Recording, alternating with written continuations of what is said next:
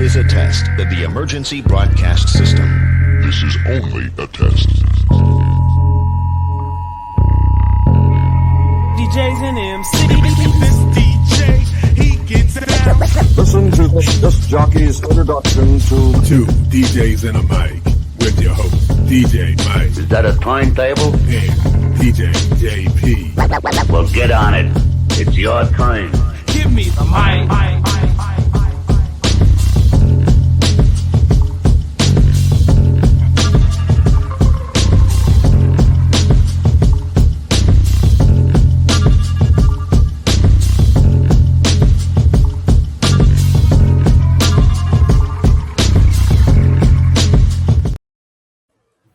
Thank you guys again for joining us for Two DJs, One Mic.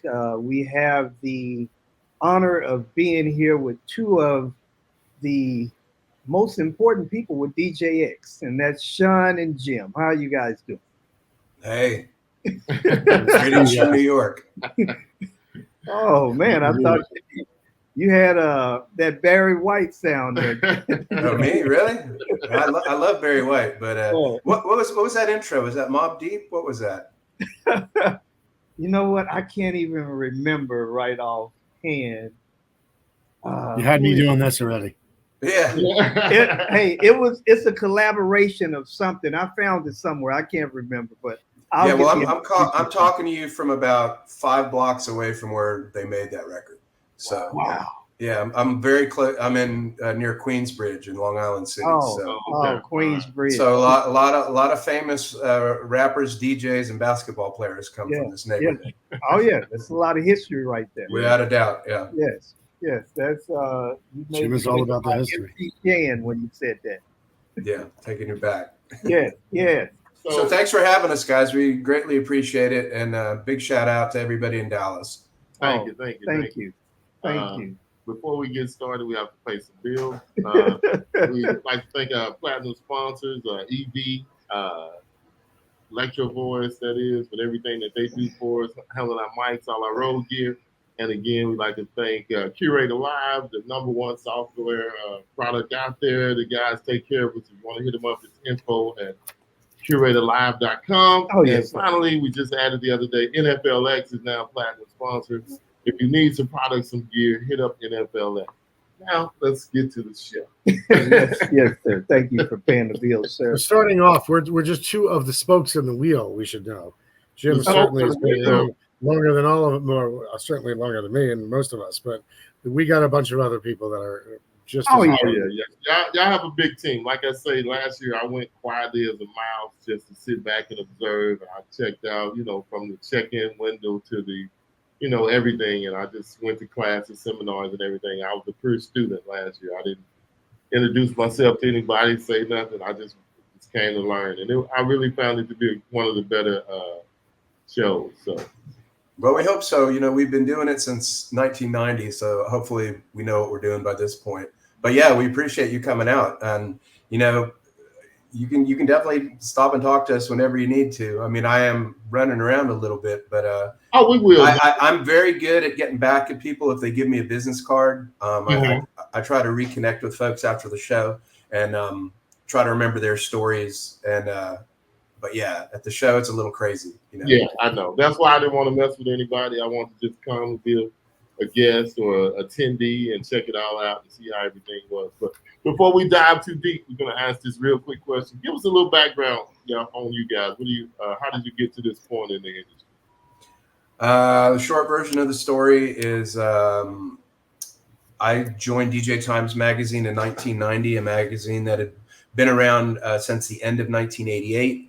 Its original publisher, Vinny Testa, wanted to have a trade show that wanted to have the first real DJ trade show for professional jocks. And we did the very first DJ Expo in 1990. And we've done it every year since then, except the COVID year. There were years when we did 2 of them. So that's 34 years worth of shows. 34 years worth of shows. Yeah, and DJ Times published from 1988 until 2021, when unfortunately our publisher Vinny Testa passed away. We rebooted as DJ Life magazine and kept the trade show and rebranded it as DJX. Atlantic City has been the main spot for us for the show, mainly because it is right in the center of the largest DJ market in North America. The East Coast has the most DJs. I mean, if you just go from New England all the way down to, Maryland, Virginia, DC, that area, there's just so many DJs, so many gigs, so much music, so many clubs. The festival scene is still live. So, the magazine hopefully reflects the market, and DJX hopefully reflects the market as well. And we want to get people fired up about their community, their business, their artistic endeavors, anything and everything that a DJ is involved with. We like to have something for them at DJX. Okay, Shawn. So if you look back at that time, I guess it was about that same time I started on the softball team that these guys were involved in, and I was collecting money for the magazines. Sure, I batted third, played shortstop. We can prove that. But I was always enamored by the company and what they did in the music industry and how progressive they were. I went on in my career to be involved in other lifestyle industries. I've been in the event space for about that same amount of time. Was running the second largest show in the country in life, certainly in the lifestyle category, which is a lot.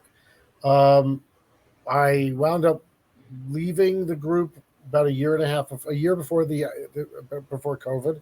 I had been advising event companies and media companies in multiple areas. This one, certainly, I've always known and respected the team and just always fed off their passion, even when I was playing third base and shortstop at the time. I knew I had to retire when I got to second base, by the way. But at that point, we had an opportunity to really shift this business. And as Jim had said, unfortunately, the passing of the founder, my partner Robin has been involved with the business, I think, as long, Jim, or maybe. Yeah, in fact, Robin and I have done every show since 1990. We've been involved in every show to some degree. And so I was an event guy and a media, but event mostly first. These guys were a publishing company that ran an incredible event. And so looking at the business as we collectively just, saw where the market was and what was going on in the industry and what was happening, we felt that the ability to move to lifestyle as well as, the components are in the industry, but to broaden it because of the impact that this industry has on lifestyle is very influential. We decided to shift names and rebrand and reimagine our properties and become more collaborative and inclusive and focus on the community of what DJX today is about. We've really been meticulous about honoring the legacy of what was DJ Expo and DJ Times, and yet having a cultural relevance today that reflects the speed of things, the way things happen, the technologies behind the way things happen, and just the way the market has evolved. And talking about history, like you guys said before, Jim is definitely the guy that's got that history. But so having a bit of adding some new energy to it, and the sibling properties, I think the most compelling thing, and Robin would tell you this, and please stop by and see her at the show, Jay, since you didn't last time. But no, I I'll say did. this to you. Sure, because I love the sign that y'all had up there. If you lose your badge, it's $50. Yeah, Well, I'm sure that took a couple of years to learn. And then you take them away by scanning them, and then everybody says, "Where's my badge?" So, but Robin, and I'll tell you this, and I think it's a testament to the team that's been here for all these years, and today who we are. It's the reflecting the passion that this community has, and I think the greatest thing that we get out of it is watching the community come together and do business and evolve and grow. It's really just an amazing thing. It's a lot of hard work, which is why Jim's not as available, and maybe me a little less so sometimes on the show floor. But it's a good tandem. And, one of the things that's really stood out over the years is really the evolution of the DJ culture. Whereas now DJs, you see them in television commercials. They're everywhere. The DJ culture has really put itself in the mainstream culture. Whereas when we were first starting, there were very few DJ specific retailers where you could buy DJ gear. A lot of the manufacturers who made products for DJs didn't even know they made products for DJs. They might make loudspeakers and power amps, but they didn't really respect the DJ culture that much. It really not until the mid 90s when they started to make powered loudspeakers and they understood. So we were always kind of like pushing for the culture in a big way. And that included all kinds of musics, whether it was very much so. Yeah, very. There's a lot of obviously. It's kind of amazing if you look at the history. DJ-driven music. Yeah. So it's funny you kind of read right into our next question. What have been some of the most significant changes, trends in the industry that you've observed over the years? And like you say, music, more people catering toward DJs, more featured DJs, more. I mean, just if you really look at it now, back then we just thought of it as a lot of people still today as a hobby, but now you can really look at it as a job, a career. Yeah, and a lot of that is reflected in the music. Like, I mean, I'm sure you guys remember there was let's just use hip hop as an example. Hip hop was viewed very much as a fad in like the 80s. It was like, well, this is going to come and go. This is going to be like Chubby Checker or something, and then it's going to be over. Whereas what it did was it dug into the culture overall. It wasn't just this DJ-driven culture in the beginning. It became something that was bigger. On the other side, you had this sort of like electronic music thing where you had all these ravers getting together in these warehouses or wherever they're doing it. That became something that became overground. Again, it's a DJ-driven culture. Later on, you saw even rock bands starting to have DJs on stage with them. So the culture has exploded, and we've seen it expand hugely in the last 34 years that I've been with the magazine. And then, of course, you got the equipment side. And, that evolution has been dramatic. I mean, back in the day, we had a lot of turntables. We had a lot of DJ mixers. We had a lot of hardware. We had a lot of power amplifiers at the trade shows and advertisers in the magazine. A lot of that has been boiled down to digital software and controllers. Making music is very digital these days. You don't really see power amps as much as you used to. So in a lot of ways, the industry has become more efficient for mobile DJs, club DJs, and studio jocks. And, we have to pay attention to all of that. And we like to bring all of those companies and brands and represent that to the show. Sorry. Yeah. Go ahead, Shawn. No, to add to that, coming from my experience in the lifestyle space. Sorry, I was getting a little jump there. Sorry, Jim. I look at it, it's really compelling. The world I came out of was, we dealt with music and DJs and we hired them and all that. We were running very large events in fashion, and it is lifestyle. And I've been in that business for a long time, but I look at this industry and what I've learned from Jim, which I still refer to as, Jim's boot camp, as he's taught me about the industry and how it's ebbed and flowed over the years. But if you think about what Jim just said and what even what we're talking about before we got on air and the passion, think about the beauty of the impact that the DJ world has, the influence, and what makes it really intriguing is how authentic it is. That to me has a lot of growth opportunity to put this category, as opposed to what Jim once said to me was, get out of my radio station. You're not making your own music and you're taking away my money. Right. And today it's look at the impact that it has and how it's outlasted so much. And if you even look on a business side, the metrics, the growth is crazy in this business, but it's the passion and the influence and the authenticity that makes that impactful. For me, when I come out of a 5,500-year-old industry into a 50-year-old industry, I look at this as look at the opportunities that lie ahead and the obstacles that can be avoided, because it's just such a passionate, talented world that that we swim in. And one of the things that's really different about the DJ culture from more traditional musicians is there's a certain entrepreneurial spirit, or you might just want to call it hustle. But people, they take care of they grab a hold of their career and they do it themselves. Whether you're a mobile DJ doing weddings, whether you're a street DJ throwing parties or making mixtapes or finding an MC to work with, it's kind of on you. You know, for the most part, the DJs aren't sitting around waiting with their hand out, waiting for somebody to discover them. They're creating their own future. They're creating their own destiny. And people ask me all the time what it's like to interview, you know, some of these famous DJs. And one of the commonalities with all of them, whether you're talking about a Jam Master Jay or a Fatboy Slim, is that those guys started their careers and they saw where it was going. They threw their own parties. Jam Master Jay was in charge of, like, you know, the fashion for Run DMC, for example. So he had a complete vision from top to bottom. It wasn't an accident that he got where he got. It was because he had an idea of what he wanted to do, and that street DJ culture allowed him to do it. And he was one of the first to really break through. So that's something that's always very exciting about talking to these guys, because they have an idea of where they want to go. Yes, and without that idea, it just makes it so hard to get to where you're trying to go. Yeah. Okay, Yeah. so And their ability to share it, right, Jim? They share these ideas. Hopefully If you they'll look at share an it. event Yeah. like ours, that's what they're doing. Oh yes, oh yes. So with that being said, how do you guys go about curating for speaker lineup for DJX, and what are some of the key factors that you consider when selecting speakers and performers?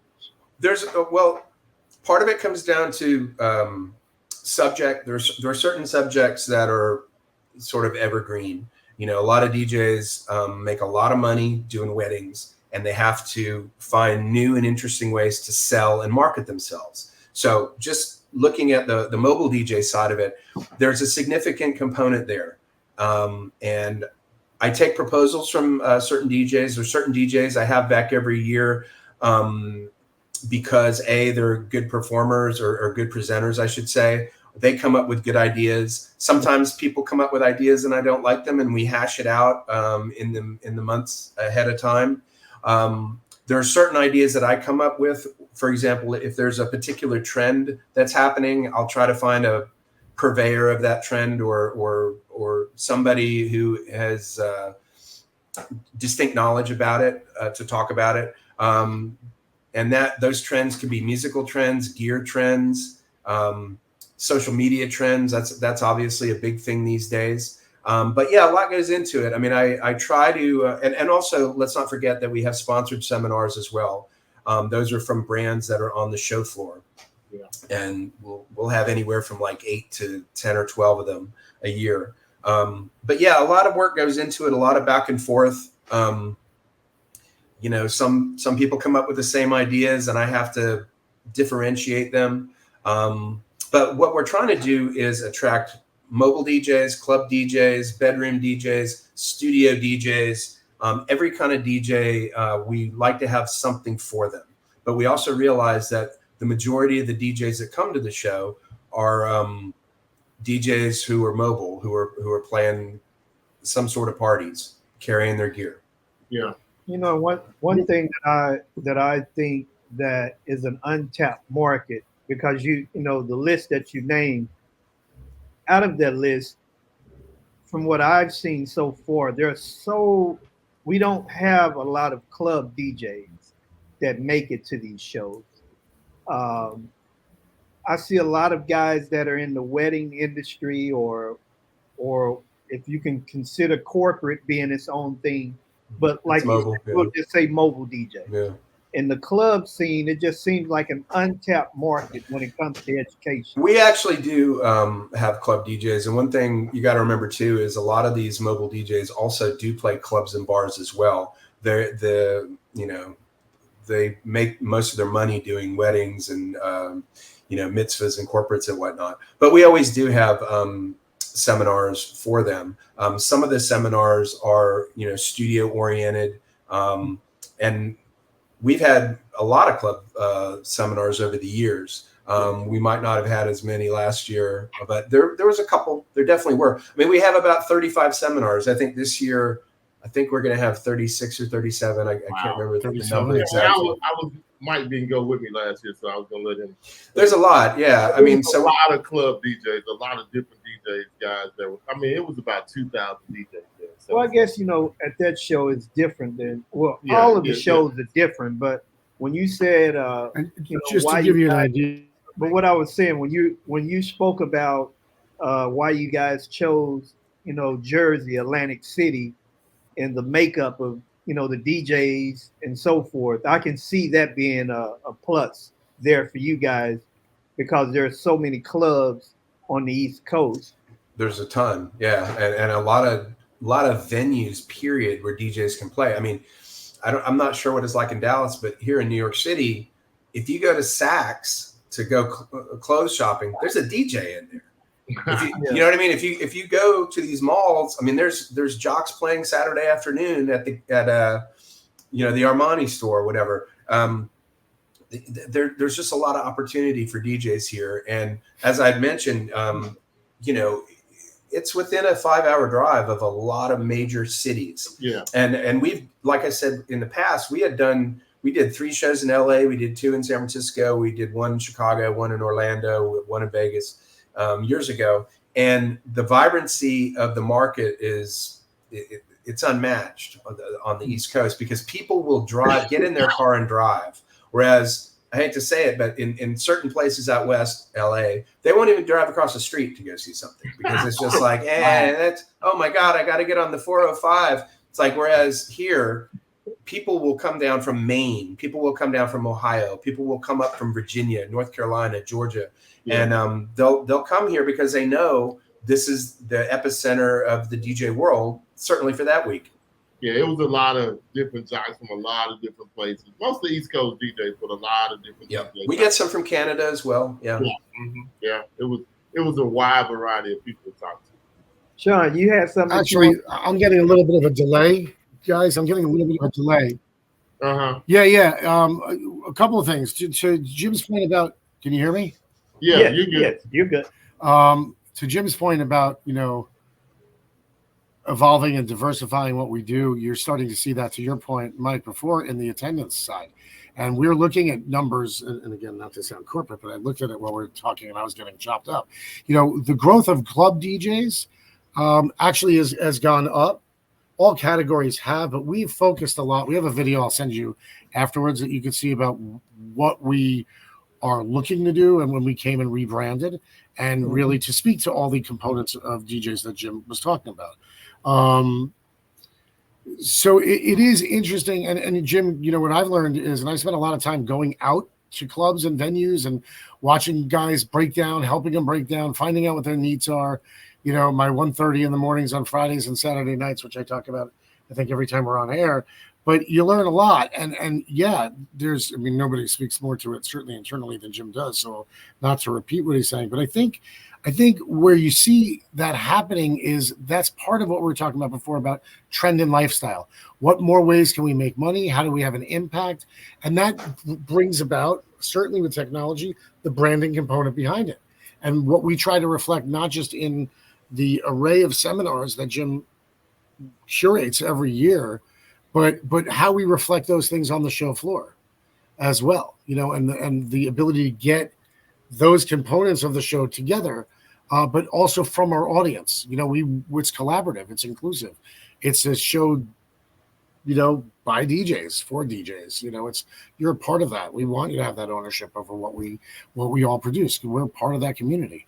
But it is evolving, and there's more clubs coming, to go to that. There's more radio stations, mixed show hosts. You're seeing those peripheries of how we starting to evolve is really where I was going. Also, we have evening events that are obviously in nightlife venues.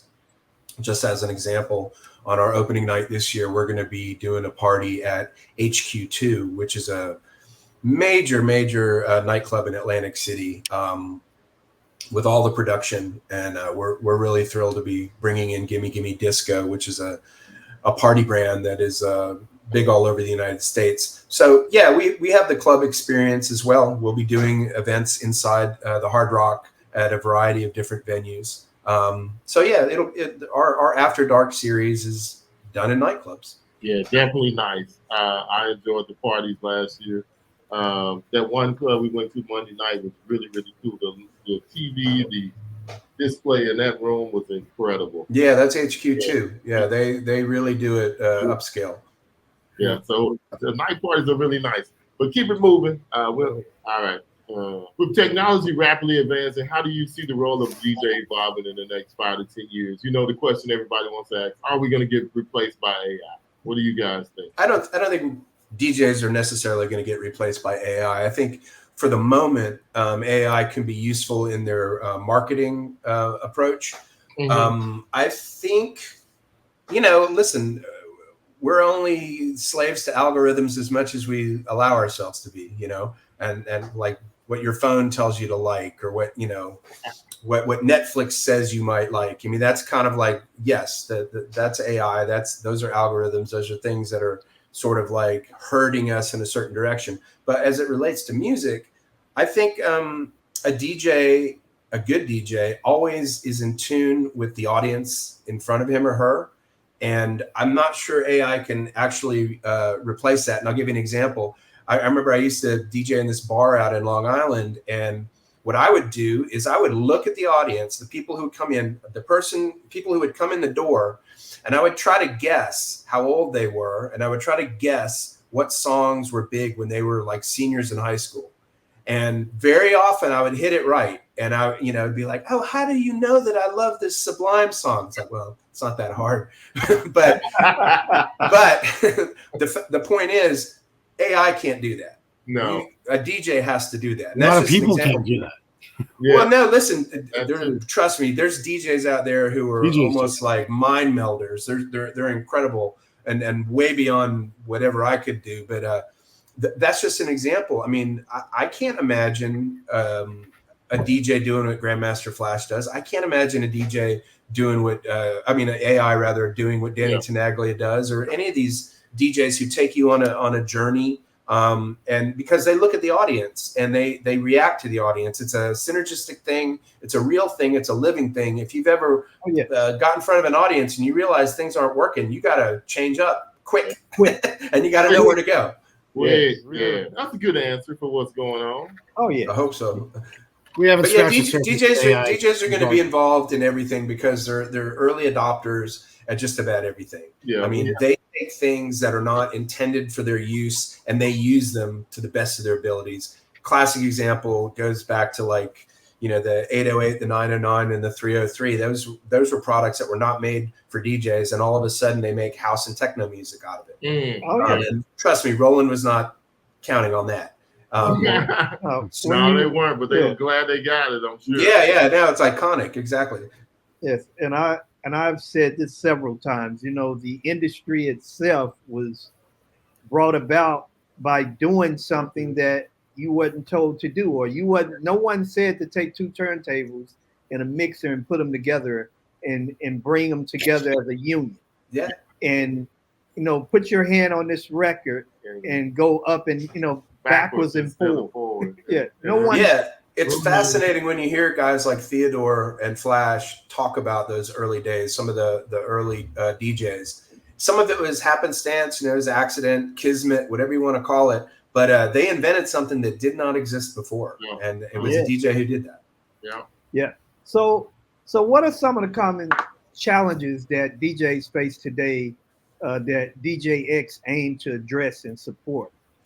Well, one of the things in the last decade or so is the ability to market yourself online, and I hate to say that it's part of the things that every DJ needs to know, but it should really be in a DJ's toolbox. If you're a mobile DJ, you need to get in front of people. So we try to show you ways to do SEO to get rankings on Google. Those, unfortunately and fortunately, social media has become a big part of the DJ world. Some of it is just hype.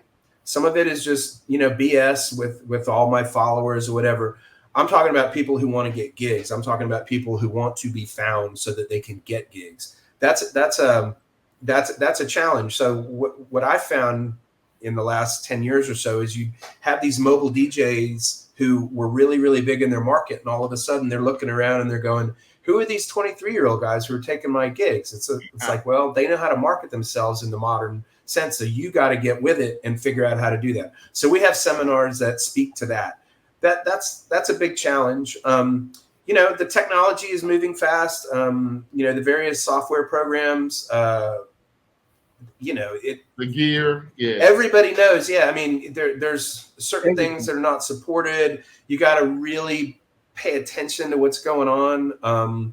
And the brands are moving fast as well. They're doing their best to move as fast. So it's up to the DJ to find out what works best for him or for her, and use that. I'm not going to say this is a piece of advice, but you might not want to get completely caught up in all of the new stuff. You want to probably check it out first and make sure it's right for you. Obviously, a way to do that is to go to DJX. Another way to do that is to go online and read stuff. Another way to do that is to go into your local retailer and put your hands on the gear and check it out. Because the gear and the hardware and the software is evolving quickly. Yeah. Very Every good. every day.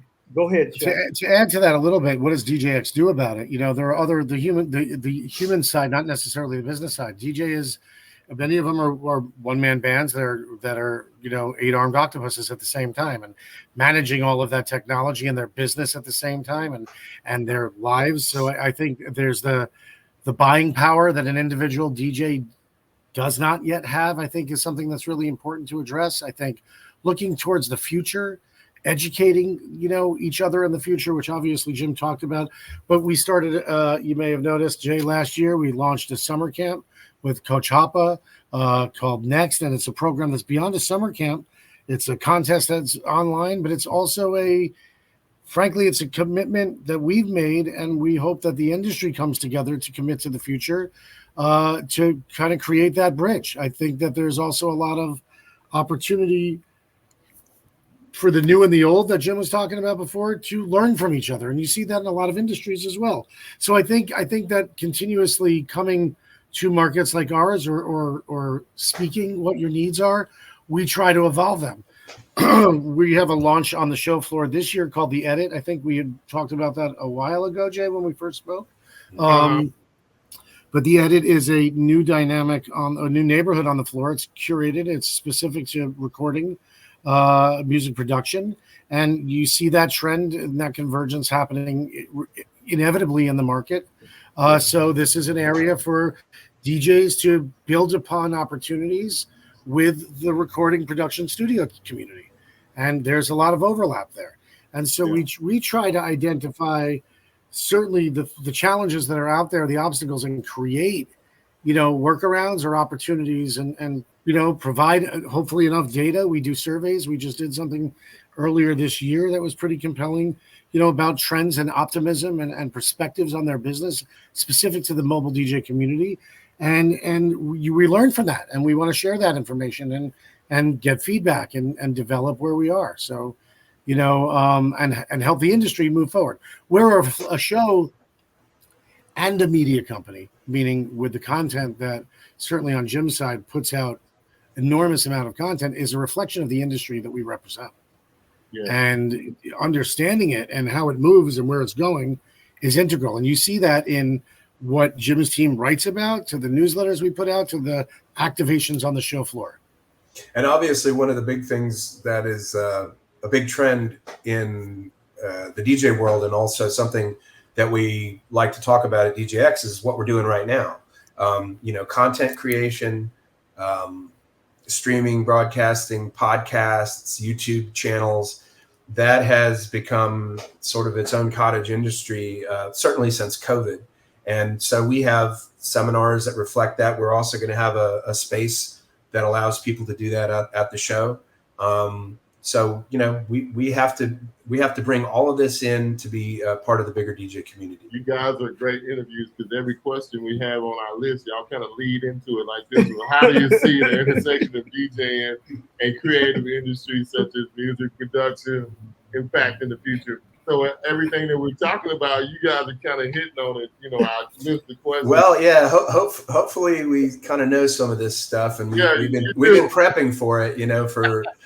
For a whole year. I mean, basically, when one show ends, the next one begins, because a lot of the fresh ideas for improvements or little changes, a lot of that comes from right after the last show. Yeah. And when the show is over, we do our own surveys of attendees and brands that come to the show. But also, I go to other trade shows and I see how they do things. I see the good and the bad, and I'll borrow from the best and try to adapt it to what we do at DJX. So, quick question. Survey-wise, do you get good feedback? Does everybody do the surveys? Does it? I mean, depends. I know it can help if we get people to do them. So, on the average, do you? It always helps. Yeah, because sometimes difference in. It does. In fact, sometimes we hear responses from people who don't do trade shows, have never done them, and they don't fully understand what goes on behind them, and that's fine. They come up with suggestions that we can never do. But you will get these suggestions where you're just like, you know what, that's a good idea. Maybe we can use that or tweak it or do something different with it. And yeah, I'll give you an example of how surveys have helped us. For years and years and years, we did the trade show from noon to 6 this year. We're reacting to some of the responses we've gotten. We've expanded it from 11 to 6. Okay. People are happy with coming earlier. That's fine. We're curious to see how many people show up at 11. We think people are still going to be knocking down the doors. What day is that? That's on what? So just to give a short layout of the show runs August 5 to 8 at the Hard Rock Hotel and Casino in Atlantic City, New Jersey. Mm-hmm. The first day, August 5th, is all seminars and parties at night. The show floor opens on Tuesday. It's open on Tuesday and Wednesday from 11 to 6, and then it's open on Thursday, August 8th from 11 to 3. And so we'll have seminars running pretty much from 10 o'clock or 11 o'clock in the morning until 6. And then we'll have after dark events at night. Okay. So the showroom and to add to that, 2.5 days show floor. Okay, 2.5 days. All right. Go ahead, Shawn. Yeah, so I mean, to add to that, interviews like this, feedback that you get from, your crowd after the show, a conversation that you have, this is all part of it. The summer camp started that way. Edit kind of started that way. Understanding, where we're going. We're launching something else called Sunset Sessions this year, which is your pre-after dark experience, post-show and education when the show floor closes. And the education. I saw that QSC is one of those. Yeah. Yeah, that's going to be very cool. Yeah. Yeah, and more to be announced from major brands. Yeah. Okay. Wow. So what's exciting about it is we're able to be very responsive to the feedback and the needs. Obviously, we can't manipulate every single question or just want that's out there. But going back to your question about how do people fill out the surveys, and I will tell you, really, and I've been with this company approaching 3 years now, our shift in going more digital has allowed us to. The magazine is being read in 142 countries. We have a reach of nearly 5 million a year, not including social media. We have open rates that are sitting on newsletters and emails and advertising that sits at 47, 46%, which is astronomical. That's good. Wow. I don't care about the amount of followers you have. I care about the engagement that we have. And to speak to those kinds of questions, it's about the engagement. And that's where you get this information, right? It's not just being, for me, learning being a wedding crasher when the guy's breaking down his DJ booth and helping him load his truck at the end of the night, 1:30 in the morning, and asking questions. It's a survey. It's Jim and his team and being in the market. It's the newsletters. I think what makes us unique at DJX, as that's the focus of this conversation, is we are fully integrated 360-degree media company. And what that means is from, podcast to customized content to award-winning content in journalism, true journalism, which is something I admire the most about this business, to find us on Apple News or Google News. So, you have that access there. Video, YouTube, the socials, TV shows that we're working on, apps and technology that we're looking to develop in this business. They're all ways of communicating messaging. Last year, you may have noticed, Jay, that we launched talking about AI, the first ever AI-generated DJ comic book series, and What? it was about our messaging. Yeah, you may. I don't know if you can see my screen, but Yes. I'm the villain. one of the pieces for it. We'll give you a copy at the show. Yeah, please. Yeah, sure. But it's speaking the language in any way that we could speak it, and it's finding the ways to connect to that. And what's unique about it is that it all culminates in an event once a year that is the largest and most impactful event in the Americas for 30 odd years plus years running. You can't say that about a lot of events in general. And one of the things that I found very attractive about this company is that they have the content and that goes on and it's impactful, but it always culminates in an event. And that's the blend between how you message and develop relationships. That's how you do business. And it also allows us to be B2B and B2C, which you're finding a more balanced version of today. So it puts us in a unique position to help the industry at a lot of levels, in a lot of components and facets of it. Yeah, the level of quality at the show is really good and something that we're very grateful for. It's obviously good for the brands that come because they want to sort of talk to the upper tier of the DJ market, but it's also great for attendees for the networking portions of it, because you can talk to perhaps the top jock in, I don't know, fill in the blank city, and he's not competing with you. So you can actually share some secrets over a drink or a coffee in the morning. There's just a lot of ideas going around, and there's also a lot of inspiration going around. I think when you see people who are successful, it makes you want to be successful. It makes you ask, how did they become successful? What's the key to their success? And I think a lot of that is in the air at DJX. That is such a quotable, tweetable. Being around success makes you want to smell and be successful. I mean, I think that's what got me the first one I went to. It's just, I've been hooked on these shows ever since. And like, it took me a while to get to DJX, but I came last year and I really, really enjoyed it. And I was praying that me and Mike got to go this year. I was going back anyway, but I'm just glad we get to come, as influencers or interviewers and get to share and spread this to everybody. But it's really, I mean, it's totally different because there's so many DJs that's there. Like you say, hallway, lunchtime conversations. Sure.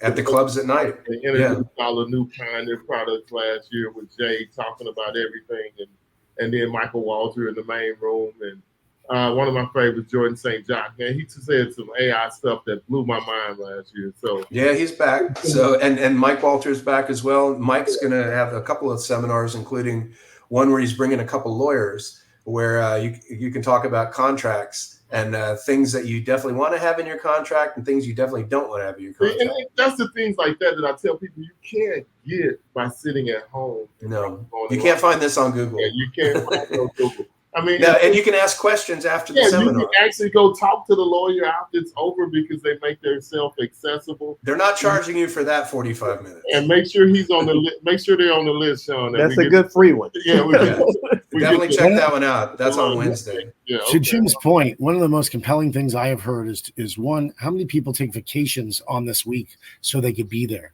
But two, how many stories I've heard in the short amount of time I've been in the space where people were going to give up DJing and then they saw a Mike Walter, they spoke to a Jim or some of these attorneys, and it turned them around. It gave them that oomph. And today they're glad they stayed with the game. I have never in all my years of doing, being in the event and media space, ever heard anything like that. And it's truly incredible. That's to the inspiration that happens and the camaraderie that speaks to, and the impact of the education. People think of education as you sit in a room, but the education happens, and Jim crafts and curates that this way, but it happens throughout the hallways, in the men's rooms, on the beach, on the balcony, throughout the registration areas. Everywhere. Yeah, and you run into, he's one of the ones that likes to get lost in the hallways and the bowels, and I'm like, we supposed to be talking to somebody, I can't find it for 15, 20, because he done got snatched in a room and talking to somebody. So it's just so much that happens at these shows that you just can't get sitting at home or, like you say, on Google or YouTube. Yeah, we're right on the boardwalk in Atlantic City, right on the Atlantic Ocean. So there's a lot of things nearby that you can check out. There's a ton to do inside the Hard Rock as well. Shopping, good food. You want to take your bathing suit and walk it. The beach is right there. You can walk out on the beach. It's really incredible. Yeah. So we started the show at 11 this year because the sun blasts right through in the morning, right? So you have to get up early anyway. You might as well be there. But part of it is because we're people want to do business, right? And that's part of what that's about.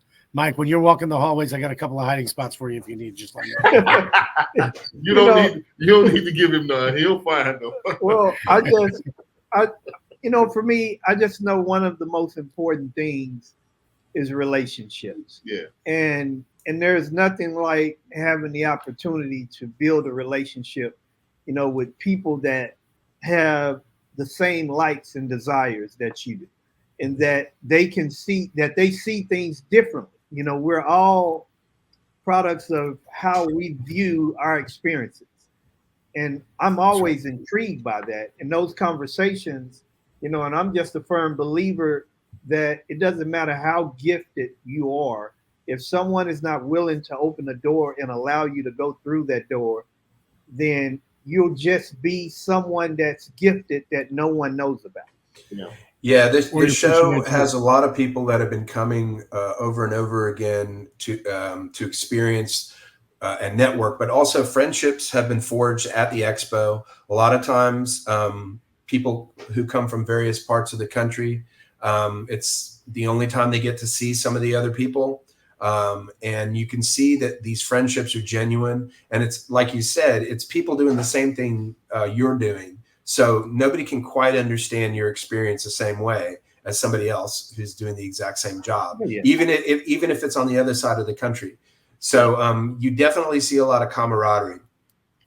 Yeah. And to see to that, the show floor this year will reflect a lot of that. I hope I'm not taking your next question, but we've evolved the show floor. No, we're jumping around, but go ahead. Wait. This year, just a couple of things. We have the DJX Annex, which is a meetup space on the show floor for the first time. You may have seen bars, but it'll be near a bar, but there'll be a bunch of tables and chairs, and we'll have an opportunity to sit and talk and, on the other side of the stage and engage. We have a wedding lounge on the floor, the vinyl shop and the portable. We'll have a wedding lounge on the floor where wedding DJs, it's being mostly sponsored or in part sponsored by Wedding Pro. They've got some communication ahead of them in the market, and they're excited to talk to DJs and engage in the community in that regard. They've got a lot of interesting data and information, but we've created a space on the floor where you can engage with some of their DJs and learn about what's going on in the market from those DJs. They'll be serving like a caffeine hour. There'll be a power hour during the course of the day to get you to have some coffee. We'll see that throughout the floor, but it's a place to gather. So we try and do it by community, whether you're in production and recording with the edit and that environment, whether we are in, the wedding component specifically, or as you said, wedding and corporate, to lifestyle. We'll have a DIY jewelry kind of build your own jewelry bar going on at the floor for DJs. That will be exciting. Still trying to get a tattoo artist and a shave and haircut guy, but I'm not sure that'll happen this year. Also, Wedding Pro and the Knot will be doing a seminar on Wednesday as well. That's specific to selling and marketing to weddings. Okay. Wow. We'll also this year be introducing Luther. If you didn't get that email, Luther is a military-grade street legal Humvee that has been converted into a full-blown DJ booth that runs through New York City. I saw it. I was wondering about it. I was like, is that a good photo moment, guys? If that's some DJ doing that, or is that something that's really cool? I like that. Yeah. It'll be next to the meetup. You'll certainly be able to see and work and do it. We're working on some details to, announce after the fact there. But I'm getting super excited already. So let me ask you. The key is to make you engage in the market, because those points of interest, whether you're crate hunting, right, for vinyl, or you're interested in portability or recording, or you're focused on the wedding and corporate markets, we're creating dwelling places for like-minded, beyond the DJ umbrella, but the niche components of it to be represented. And that's what Jim had said earlier. Club, mobile, studio. And to inspire the bedroom DJ and producer. Are we still, and you're going to do the influencer space too, right? Yeah, which is kind of an inverted way of what we're doing right now. Yeah. Right? Let's bring your audience live through you and reverse engineer the process a little bit and see how that goes. And on the Tuesday, we're going to have a seminar that's all about social media marketing, content creation, etc. Have you released the? Yeah, this actually we did. Is that up yet? It's up. It's on the site, and we're I've been going to looking for it, so I know what I got to mark off. So I know what I got. Yeah, it's up there. We can. DJXshow.com/education. Right. Okay. All right. Cool. But Mike was trying to get in a question. I'm gonna let him get in his question. He is so excited over here, and I'm excited for him.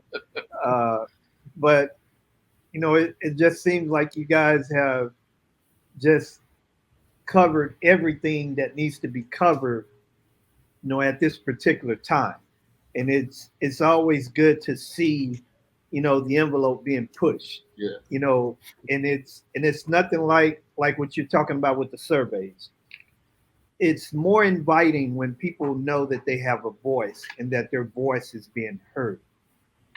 Yeah. That's the thing. I mean, that's true. I mean, and then on the other end, it's helpful to have people curate the event, and people. I'm fortunate that I get to go out and participate in this culture, and I get to see things up close. And I go to other trade shows and see what works and what doesn't. So whether you're in my ear, sending me an email, we want to be reactive to the market and give them what they want and what we think they might need.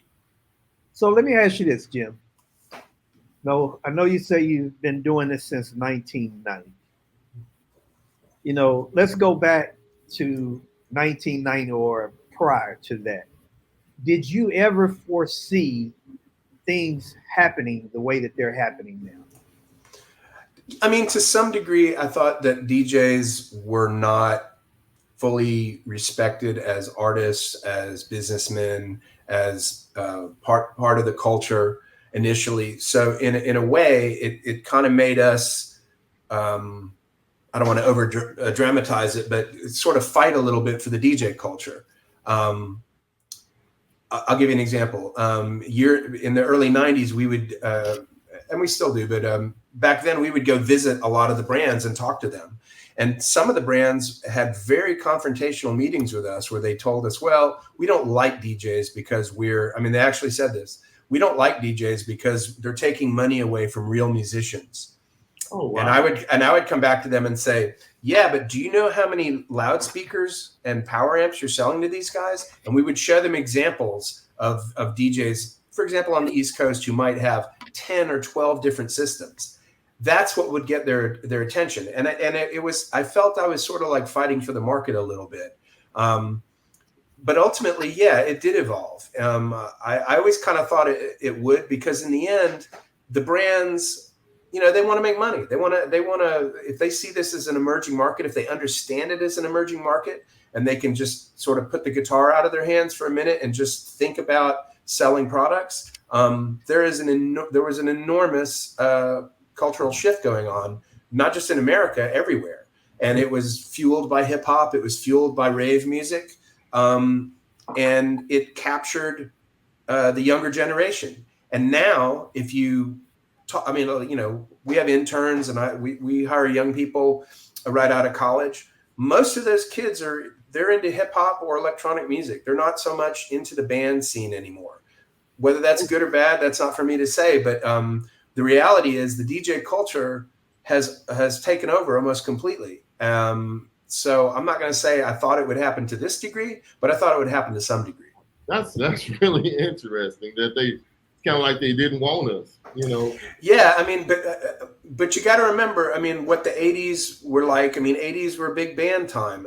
There's still bands out there doing what they do, but they're not. The rock band isn't really in the top 40 anymore. It's really all DJ driven music, whether it's R&B, trap, hip hop, electronic. There's a lot of EDM stuff out there that's really big. Again, this is all DJ based music. And you're right. You're definitely right. Shawn, let me ask you this. And I know you've touched on some things, But what was one of the most intriguing things about this industry that made you want to be a part of it? The passion. Wow. The absolute passion of everybody I speak to. And to Jim's point, and the other side is Jim's boot camp, because the story he just told you, I was so enamored by, whether it's the DJ going into the radio station, whether it's Jim going overseas to convince manufacturers to advocate for the DJ, to see the passion that exists. You know, the pandemic is at least 2020 is behind us. And I'll say to you, when we came back in 2021, there could have been one exhibitor on the floor. It didn't matter. We were coming back for the community of it. And that's driven by that passion. What keeps me here is hoping that I can, my part of my spoke in the wheel of this company can add a little bit of like we talked before, to, reverse engineering or looking at ways to help the business evolve, the industry evolve, because I've seen some very similar patterns in fashion or art, industries. So I think what it amounts to is the passion and the authenticity, truly the authenticity of this business is so incredibly compelling that I think that's what's going to have the largest impact when we talk about lifestyle and you talk about consumer brands and you talk about, licensing opportunities and all the stuff we haven't gotten to deeply in this business yet. There, and it's about helping all aspects of it, whether it's helping that retailer beyond the show or a DJ, having an outlet to communicate that, whatever their needs may be in an environment, or to learn from one another, to inspire the future, to learn more skills. It really is an incredibly passionate, talented, want to do more group. And I've never been in an industry, as much as I've loved what I've done for a long time, that I could talk to guys till 3, 4 in the morning, and I do now, just because we've become friendly and I'm hearing about all these ideas that are out there. And so to me, it's magnetizing. Wow. No, I was just going to say, one of the things that I really appreciate, Shawn, is I think it's important to have people that are not necessarily in the business or DJs to be a part of the business, because you get the opportunity to see it from a different perspective. Yeah. And I think that's important, to be successful the way that we can when we consider that. So I think it's a great thing that not only what you guys are doing, but how you're doing it. Yeah. And hear how you see it versus how Jim lives it is a beautiful thing. And I think you guys. The first show we did. I'm sorry. Go ahead, Jay. Go ahead. No, I'm just saying, I think people need to see these backstories more about why and the passion that you guys have for putting on these seminars, and not just maybe the other ways they see it. But I really love the passion and why you guys do it. But go ahead. No, I was just saying the first show that I did, guy came up to me on the first day. I don't remember whom, but it was like, well, you got to get you a DJ name. We got to get you and every day I got that conversation going. We got to get you a DJ name. And I was actually thinking about it. I was like, do I have a DJ? And then the last day I looked at him, I go, my name's Shawn. I'm not a DJ. And the truth is, I'd be disrespecting the DJ. I'm not a DJ. I love to cook, guys. I'm great in the queue. Come out to Long Island one day, but I'm not a chef. I'm not classically trained. And if you look at one of the videos that somebody recorded of me when I didn't realize it was recording it at our summer camp, I made a joke saying that, I don't DJ. I thought the thing was going to make me a cup of coffee, But that's not my role. You know what I mean? That's not my role. My role is I build communities. That's what I've done my whole life. And that's what I want to do here and enhance it, not build it, because it's been built, but bring it to the future, and continue its trajectory and make sure it's never going to hear the words again, get out of my radio station, or we don't make product for DJs. That should be done. That's really good. I feel like I've learned so much about you guys and DJX today, more than I would have. My respect has grown tremendously just in this hour conversation. And I'm just, blown away by what y'all are trying to do in the industry. and we need more people to see it, and just know get about the feel it. that you're trying to educate. Not a lot of people probably see it as money grabs, or just they just doing something to do something. But Well, fix your guy. money, that's what I mean? amusing. But yeah, no, I know what you're saying. But the reality is, this is what we do. We've been doing it for a long, long time. 34 We're years. a tight crew. We're an efficient crew. And we put it this way: if I weren't the editor of DJ Time or DJ Life at this point, I'd still be out checking out music, seeing DJs. This is what I do. So it's not going to change. I might as well have a living doing this. Yeah. Oh yeah. Yeah. Like I say, he said it. It's passion. Y'all have a passion for keeping the industry up to date, educated, together, growing, and just doing everything. And trust me, there's things that we learn every year at the show. And a lot of it comes from somebody buttonholing me and talking to me, or I'll hear one of the seminar guys go off and discuss something that was maybe I hadn't thought of before. And like I say, I go to other trade shows as well and listen. So that's the whole thing. You got to be involved in the market. It's a 365-day a year thing for me. And so hopefully I can impart that knowledge along the way, and the market can impart knowledge to me that I can ultimately reflect in the magazine and the trade show. Yeah. And I'll say this to that, guys.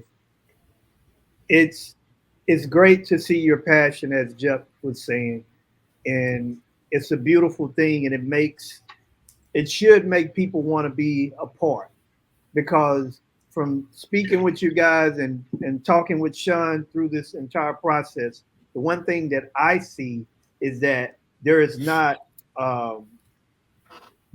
stagnation. You guys are continuing to push. Yeah. You're continuing to push. And just the fact that you have your ears open and you're looking and you're engaged, that speaks volumes for me, because some people, they get to a point and they just feel like they've done it all and they know it all. And to me, once we get to that point is when you start to not know anything at all. Well, if we were like that, we would just have all turntables. I mean, this industry has evolved so dramatically and so quickly that you really, really have to be nimble to stay up with it. You have to pay attention to a lot of things. You have to talk to a lot of people, and that's not just manufacturers and retailers. It's the people making the music. It's the people doing the gigs. You have to be a sort of information omnivore and take it all in and try to disseminate it the best way that you can. Oh, yeah. It's a lot of work, but again, it's something I would probably be doing anyway. So we're really grateful for the people who support us and come to the show. We're certainly grateful to folks like you who are helping push the message. And if we didn't mention it, it's DJXShow.com. I don't know if we mentioned that. Screen down there. I put it up. Is it okay? Cool. Yeah. And if you want to see the seminars, it's DJXShow.com / education. Yeah, and I was going to flip out that and registration if you want to attend, right? I mean, it's all on that website. Yeah. Yeah. So, are there any? Everybody has something they live by. We call it a gym, and it's something we do on every show. And is there a gym that you guys would like to leave our audience with? Never stop learning. I mean, that's about it. Never lose your curiosity, and never stop learning. Mr. Shawn? The impossible takes just a little longer. I like that. Hey, and one other question I want to sneak in. We got a couple of seconds. I'm gonna do this. Hey, something. I know you only been there for 3 years, Shawn, but what is something that you guys have seen at the shows? Your most memorable moments from a DJX show that we can report on publicly? Yeah, of course. Please. Jim, you told me it wasn't going to be that kind of interview. Right. Just something just a memorable moment you've had at the show that's just been, stuck with you and make you come back next year. It's kind of like hitting a good golf shot. You suck for 18 Our first show that I was at, my first show, which was after the pandemic in 21. I was on the floor racing around. There's just maybe 12 minutes to 12. You're starting to sweat. I'm the moron in a sport jacket wearing a white shirt, which I had to learn. It's black only now. But my partner called me and she said, "Come outside, come outside, come outside." And I was like, "I can't. I'm clean." She goes, "Come outside." And I opened the door and I saw a sea of people. That line. And it was the first show that we did as partners under the DJX umbrella officially. And we got teary-eyed. Really just got teary-eyed. And I think if I had to back that up, because that was my moment, the best was last year at Next. And seeing kids that never saw a console or a mixer in their lives that were playing and representing a set 2 days later on the boardwalk. And to me, it's about that future. To me, that keeps me going every day. I've always followed the sun in my work, but to see it happen like that in front of you, it there's nothing more exciting about that to me. Yeah, for me, it was something similar. It was the very first show in 1990 at Merv Griffin's Resorts in Atlantic City. And we were waiting for the fire marshal to give us the okay to open the trade show floor.